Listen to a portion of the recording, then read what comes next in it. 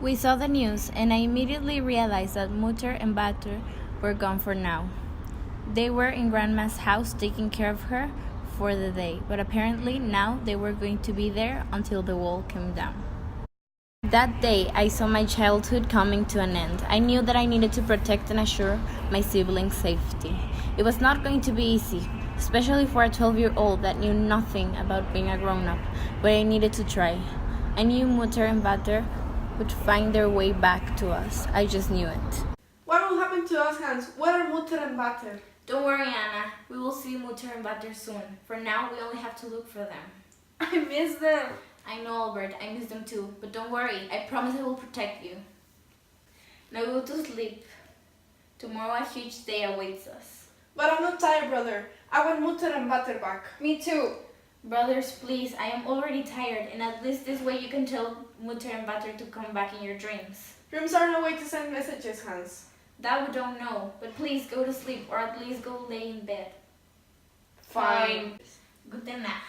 Gute Nacht, Hans.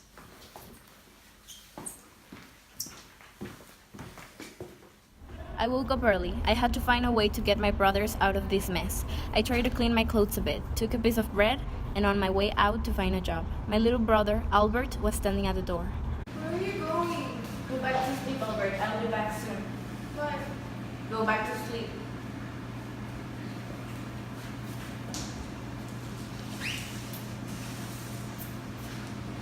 I was walking down the street, looking around, and as I walked, I began to think. Where would anyone accept an unexperienced child? What was I going to do? I got distracted and bumped into a shoe store where it said that they were looking for a shoemaker. I entered the store and filled a job application.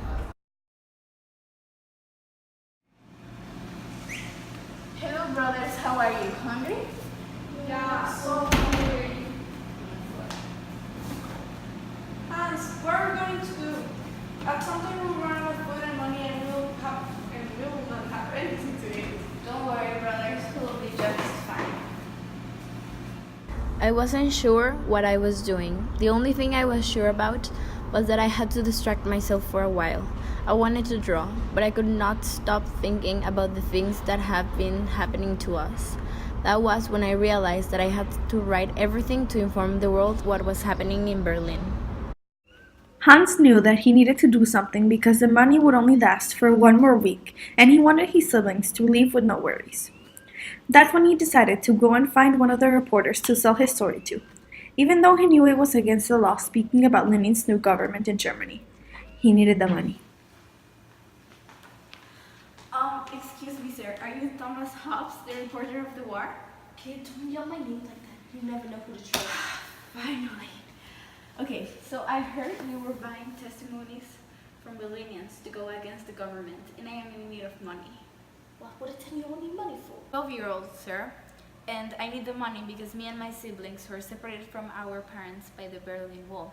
And now I need to provide for my family. The thing is that I am too young and do not qualify for any job.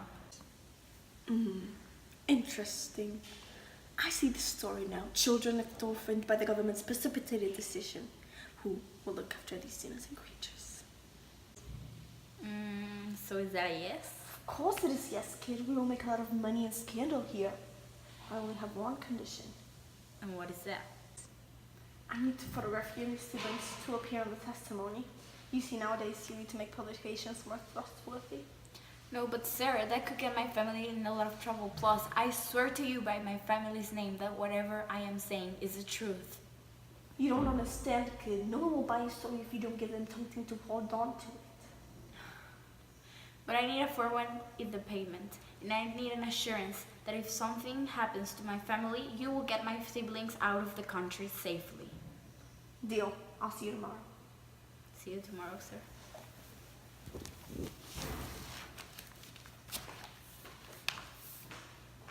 I hope I am making the best decision. I really don't mean to put anyone at risk, but the money is needed, and there is really not a thing I can do to get a decent salary that will maintain us all. Where were you? We were really worried. Don't worry, kids, I'm back, and I have a job. The only thing is that tomorrow someone will come and do us an interview. Don't worry. An interview? What exactly is it about? We don't have an interesting life, brother. But we do, Anna. We are orphans of the war, and some people need this kind of evidence to see that Lenin's government is not that good. But brother, you said you never talk bad about the government. Don't worry, we're not talking bad about anyone. We're simply telling our story. And we're going to be fine, I promise. Fine, let's have dinner and then everyone to bed.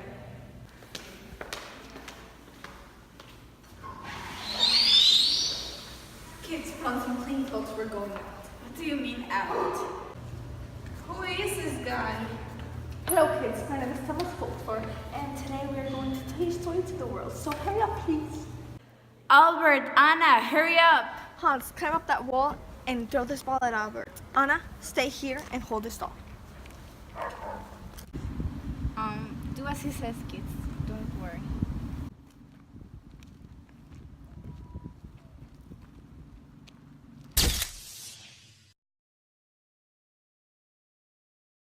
That day, our lives changed.